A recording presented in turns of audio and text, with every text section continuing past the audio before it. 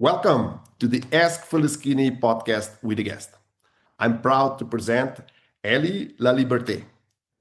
Ellie, welcome to our show. Please tell us more about yourself, what you're doing, and how can you help midlifers. Hi, thank you so much for having me on your podcast. This is great. Yeah,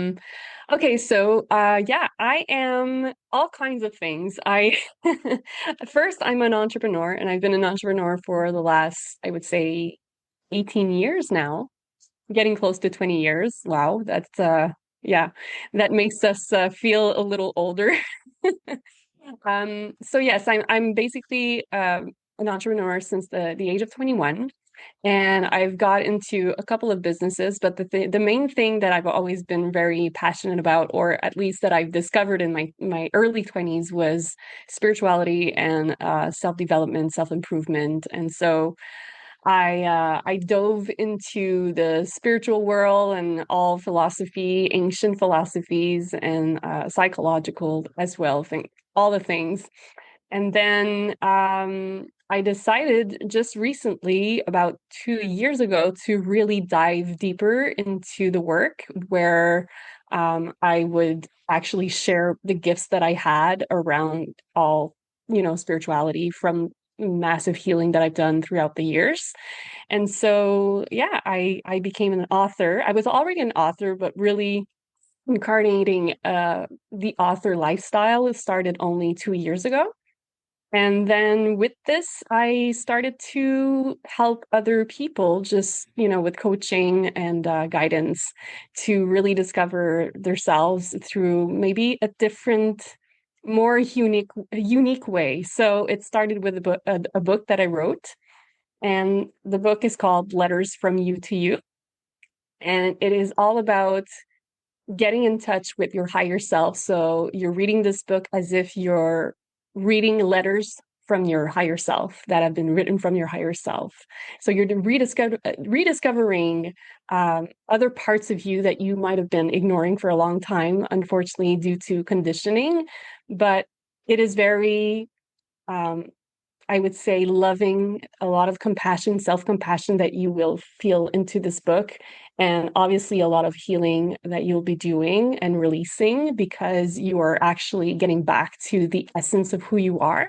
And that can be very shattering for the ego. So this is what I've created with the book and decided to just recently launch a course that is diving deeper inside of the book, of the teachings of the book, and to also integrate a lot more of the practices. So you're learning about witness consciousness inside of that course.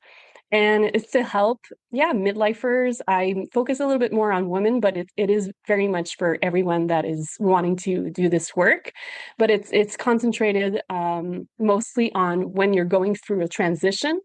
And so you're feeling a sense of loss and you're wanting to reconnect to something that is higher for you to be able to come back into your inner peace and really make that inner peace more important than anything else in your life, because that's the only thing that is sustainable. So this is the work that I do, and it's ever so evolving. And so I'm always being more creative with my work, and yeah, just having a really nice time. Okay, amazing. I would like to ask you the following. Before we start reading letters from you to you, do we need to have a background in spirituality, in self improvement, in psychology? What is the level of knowledge and experience that is expected of the reader?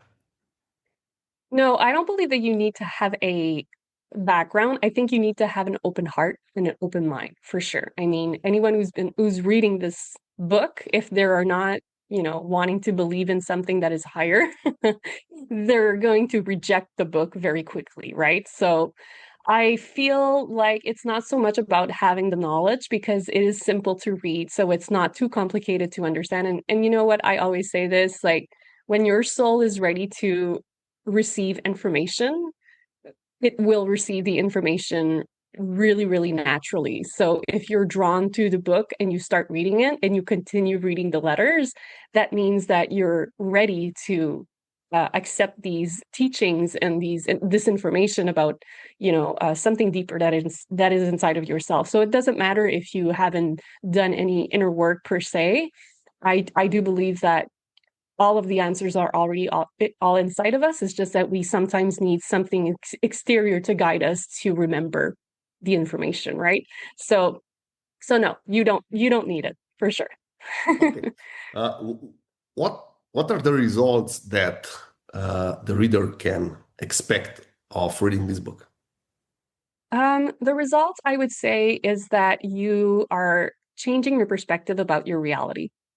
So you're going to be seeing your reality completely different because you're not going to be still attached to some concept that have been making you suffer for such a long time, that have to do with, just everything with the personal mind that gets so involved into the stories and into the chaos of, like, drama, exterior drama, whatever. You're going to be feeling like there are layers that are being peeled off from you. That may not feel comfortable, though, just warning people. But during the book, what you're going to be feeling as well is that, as much as it might be direct, like a direct approach, and I've had some comments that it was kind of like sometimes tough love in a way, but there's also that kind of energy that is holding you, so holding space throughout the entire book and just giving you that compassion, right? And so you're developing some self-compassion while you're reading this book, and you're also developing compassion for your parents, for the people that are around you, because you're realizing that we're all going through the same kind of conditioning and the same kind of healing that we all have to do in order to really reveal the essence of who we are. So yeah. Okay. Um, who is the so you said that you're mainly working with women. Uh, Yeah, the moment, yes.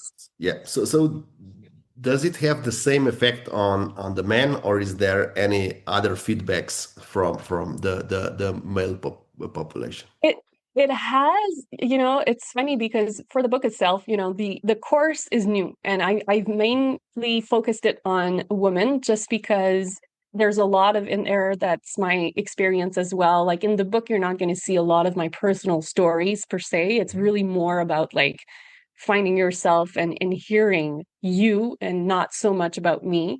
And I did that on purpose because, well, actually, not that I did that on purpose, because I feel like I was very channeled in that book. So it was never about me. It was really a message that I was receiving, and it just came through me.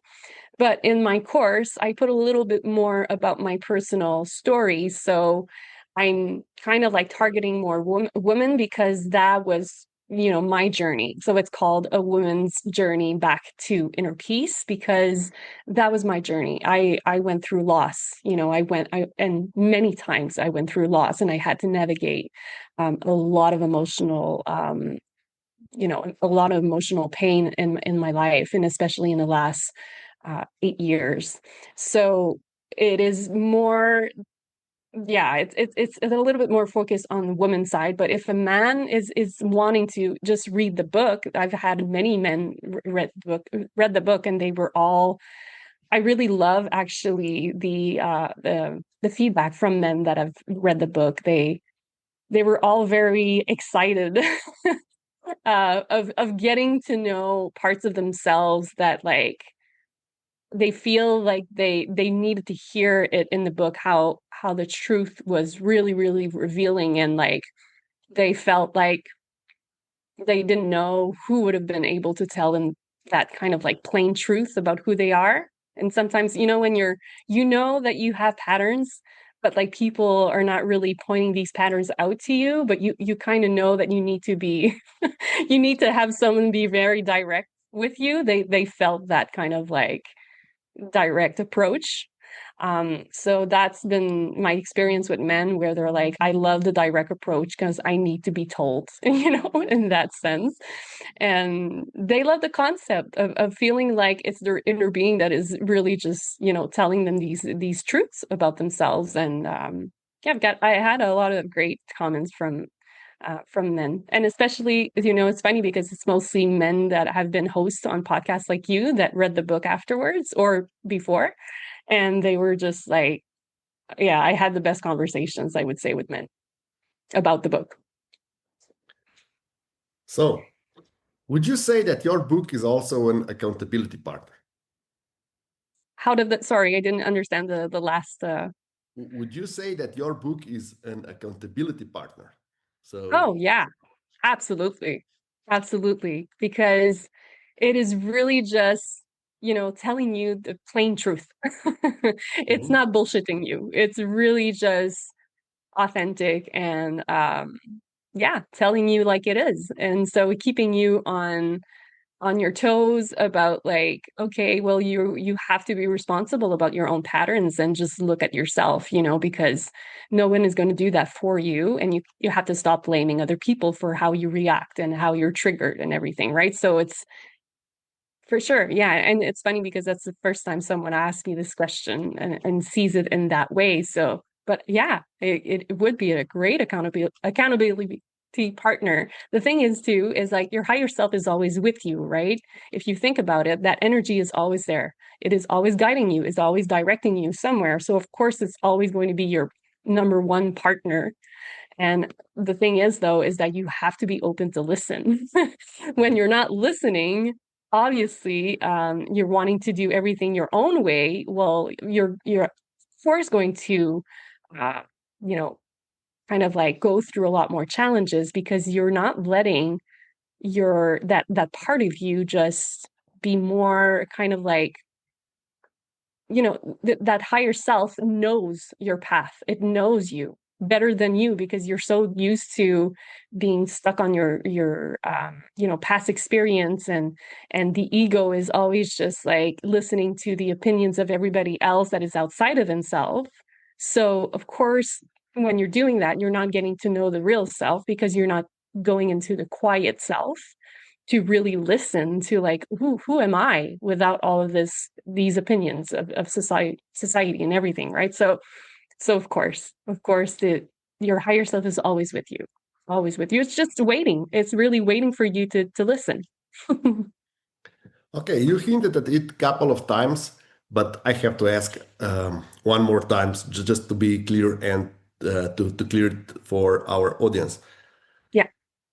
Basically, your book is extremely empowering because it tells us the truth, and the truth is that everything is already inside us, and the we on the inside we know all the answers, Yeah. and we are also the only one to blame. So Yes. that is the empowering part of the book. This revelation, basically, that we have it all, we just don't know how to use it. Yeah, absolutely. Yeah, for sure. So um, after we read the book, if we want to dive deeper, then we have to apply for your course. What happens? You mentioned that you include more of your personal story in the course than you did in the book. So, what are the other benefits of enrolling in your course? Uh, what will people find, and what will they learn about themselves while attending the course? Yeah, so the course is really meant for you to start into it inside of their lifestyle. So sometimes, it's great to read a book and then to just, reveal these truths and be like, oh my God, I didn't know that it was within me. And it's so true. Like I've been doing these patterns I've been having for a long time or whatever. You're having a lot of revelation while you're reading the book. But the thing with just reading is that you're gaining information and knowledge, but you're not really applying most of what you're learning in your lifestyle unless you have guidance. So the course is meant for you to really start doing the work, the inner work, and I'm giving a lot of guidance with that. And so you can do it on your own time. Obviously, I'm not giving anybody like a deadline, like this course is a 6 weeks, whatever course. No, it's a couple of modules. I'm actually asking or recommending people to take their time with that course, but to still follow through, to discipline themselves, because it is something that needs to be slowly integrated. It's not something that you can go fast into it. It's not a quick fix, obviously, because the thing is there's going to be a lot of releases, and you need to be able to let out those releases. So I'm giving you some tips in there for you to help with those releases. I'm also giving some meditation and breathwork videos in there as well, so for you to understand how to move energy inside of you so that you can release everything that's been really blocking your energy since you were a kid. All of these patterns need to come out, right? So that you can liberate yourself and get back into the sense of inner peace. And I'm also giving a lot of writing exercises, because writing has been a really, really important part of my life and has been a very big therapy for me. It was my number one therapy. I've been writing since I was like 20. And so the writing part makes you again bring out energy outside of you. So I'm giving a lot of like journal prompts, questions for you to self-reflect on, which you don't get with the book, right? As with the book you can do it, but you're not like I don't have anything inside of the book that makes you answer some questions. It's really just you learning about these parts of you, and then if you want to do more work, you can do that on your own if you're only doing the book. But if you really want to have that guidance, this course is meant for that, and it's meant as well for and I think that we're all very much going through a transition in a way right now with the world, what's changing outside of us right now. It's really calling us to get back into our inner world and make that our foundation really solid so that we can experience a better outside world. So everybody is really in transition in a way. So it's, like I said, it's good for everyone. It's just that I focused a little bit more on the women's side, just for me, because I relate a lot of my stories in there. But absolutely, the course will help you to practice. So you will also understand something that I've not talked about too much in my book, which is all about witness consciousness and just the concept of what that does that mean and how to apply that on a daily basis in your life, which is something that I believe not a lot of people are doing, unfortunately. And I feel like it's very crucial, and yet it's very, very simple to do. It's just that you have to have that discipline to start implementing that in your daily life, and just really, yeah, enjoying the process of discovering what that's all about. And witness consciousness is just, it's been really important for me, and I've been integrating it a lot more within the last, I would say, 2 to 3 years. And it was important for me to talk about that in that course so that people know how to start implementing that. Yeah. Okay, I have two more questions. Sure. Uh, and that is, how important is grounding in your whole process? Grounding. Yes. Grounding, oh my God, it's the entire thing. Getting back into your inner peace really means to getting back to grounding yourself, for sure. And in order for you to be able to ground yourself, well, you have to come back into what is the truth of who you are, the simplicity of who you are, your authenticity, um, reaching a part of you that is calm and is absolutely in peace is, for me, that's what it means to be grounded, right? So that's how I describe grounded. I know that it is a process to go through. When you're so much in your head, it's really hard to be grounded. But when you learn, like I said, to just implement some practices and like witness consciousness practices, it automatically brings you to be grounded, because we do a lot of stillness work as well, with meditation and silent meditation, and just really observing the mind and the stories, and not attaching to this false reality that you're always creating in your head. And so, yeah, grounding is, it's majority of everything that I teach is about that, really. Okay, great. And Can people that are currently in survival mode because of the business, because of the family relationships, um, can they start reading the book and that help them get out of the survival mode faster? Yeah. Yes, absolutely. Because that was my journey. I was totally in survival mode and I needed to get out of that. And for that to happen, you need to surrender to something that is higher. And when you're really ready to surrender and you have these concepts and you understand these concepts, you're taking your life a lot less seriously in a way. And so you are getting out of survival mode because you're understanding what is the truth about your reality, what is the truth about your life. So you don't need to continue to fight. You don't need to continue to, just be in that sense of urgency all the time to kind of fix everything and manipulate things and all of that. So yeah, people that are in survival mode, they're not living, right? They're just living out of like really just some fume, I would say.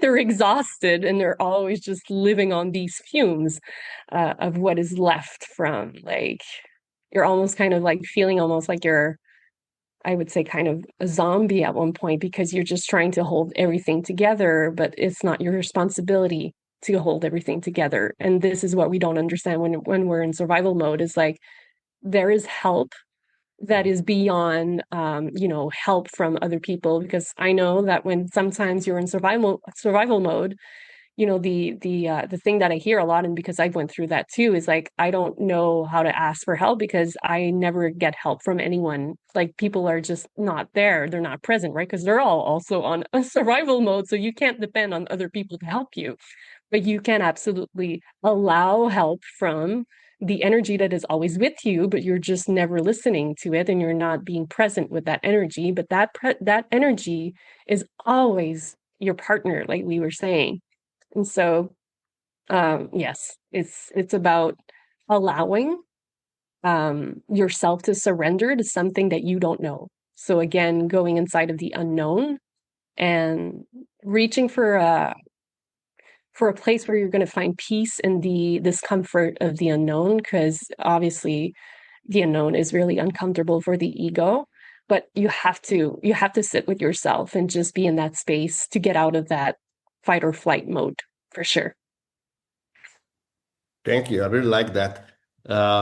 Before we finish, what would be your number one advice for midlifers? How can they improve their life or a bit, or what would be the thing that where do the midlifers need to start improving their life?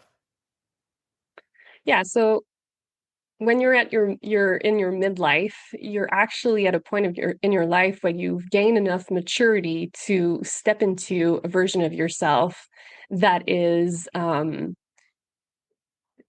going to be connected to something that has a lot more meaning than anything that you've kind of experienced with your ego. So you're stepping into a world of unknown, like we were talking about.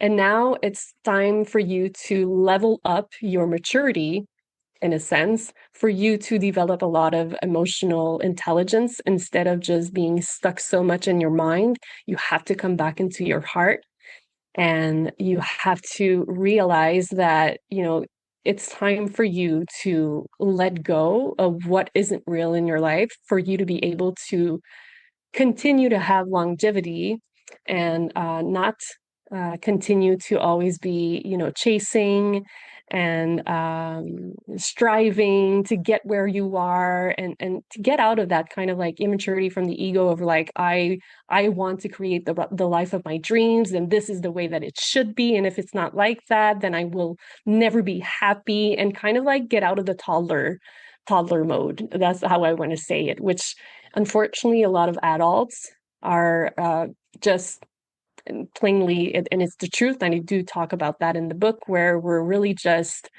children stuck in adult bodies because we haven't done the work of healing some, a lot of emotional patterns from our childhood. And so we're always reacting from a place of need and a place of victimhood, or a place of like I want this, and if I don't have that then I'm not happy, which is really, it's that maturity that needs to be leveled up now when you're in your midlife midlife, it's kind of like time for you to really grow up. So, without being rude, I am going to be direct. I think that we have to stop giving ourselves excuses at this time in our life, and just realize that it's time to grow up, because if we don't grow up, then we're just going to continue to suffer for absolutely nothing, and we're also not being great examples for the younger generation. And it's our responsibility to show the younger generation how to live a life in a really more, I would say, more natural state, and get out of this kind of survival mode, and just realize how life is absolutely beautiful when you can change your perspective. So but it takes discipline. It takes discipline and practice. And this is where, when you're old enough, you can absolutely start doing this, because now your children are a little older, so you don't have the excuse that you don't have time. And I would say, just to finish off with that thought, yeah, stop giving yourself excuses that you don't have time, because that's not true. You do have time. You have to make time, and you have to make space for yourself now, for that part of you that is asking you to love it and hold it and really see it, because no one else is going to do that for you. Ellie, thank you very much. Thank you for being my guest tonight. And thank you for all the insights. Thank you. Thank you for having me on.